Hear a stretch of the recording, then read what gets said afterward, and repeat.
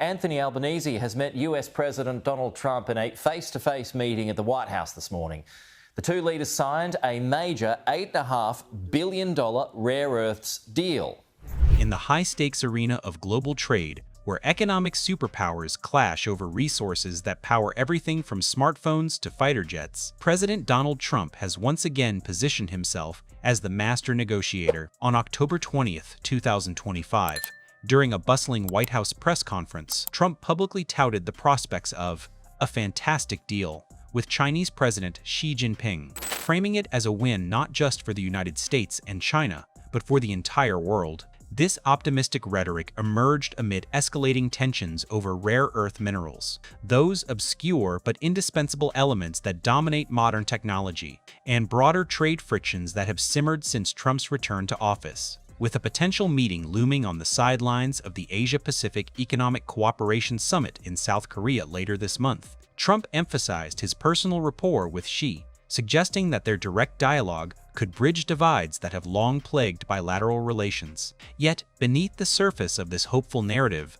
lies a stark warning. If discussions falter, Trump has threatened to slap an additional 100% tariff on Chinese goods starting November 1, 2025, escalating existing duties that already hover around 55 to 57%, following a 30% across-the-board hike earlier in the year.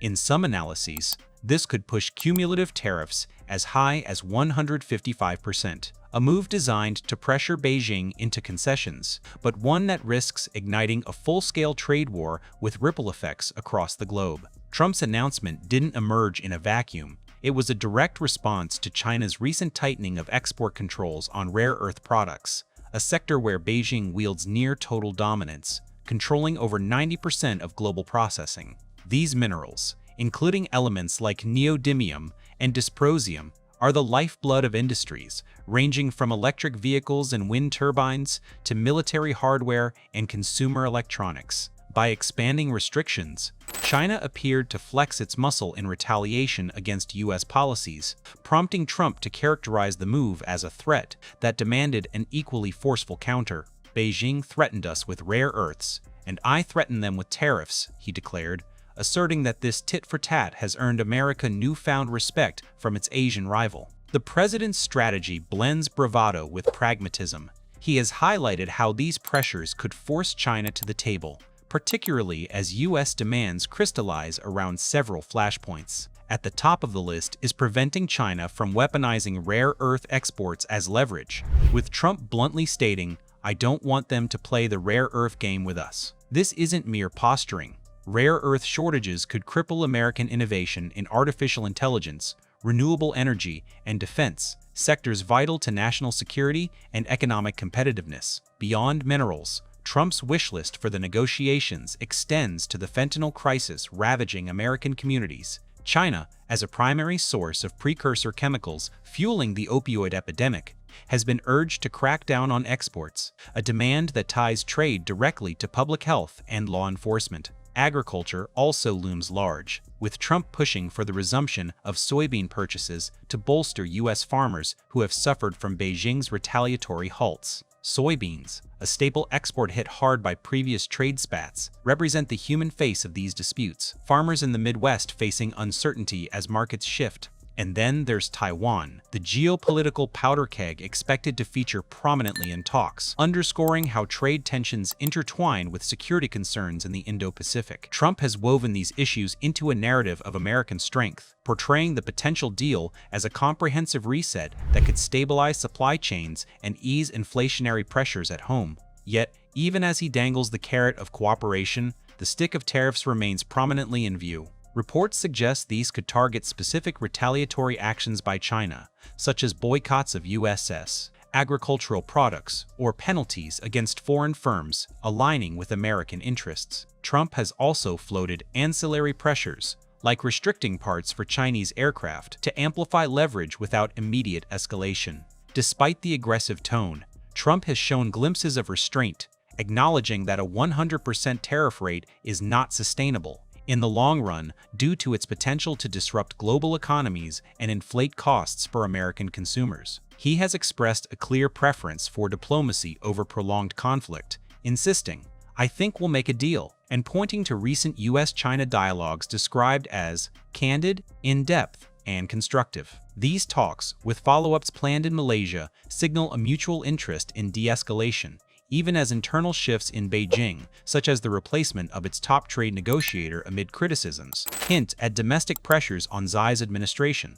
China's foreign ministry has fired back, with a spokesperson asserting that threatening high tariffs is not the right way to deal with China, framing U.S. actions as bullying that undermines mutual trust. This exchange captures the delicate dance of brinkmanship, where both leaders navigate domestic audiences.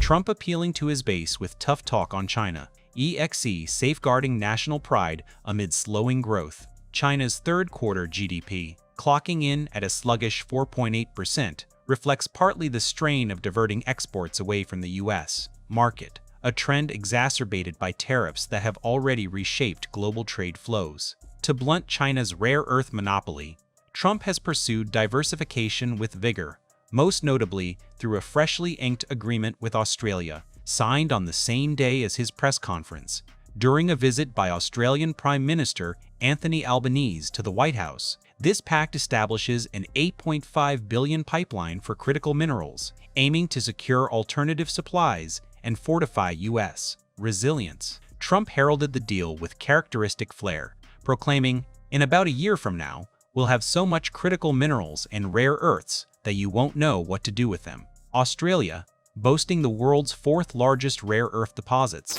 emerges as a pivotal partner in this strategy, with its resources poised to feed American manufacturing and reduce dependence on Beijing. The announcement sent shockwaves through financial markets, propelling Australian rare earth companies like Lynas Rare Earths to gains of over 14% as investors bet on a reconfigured supply chain.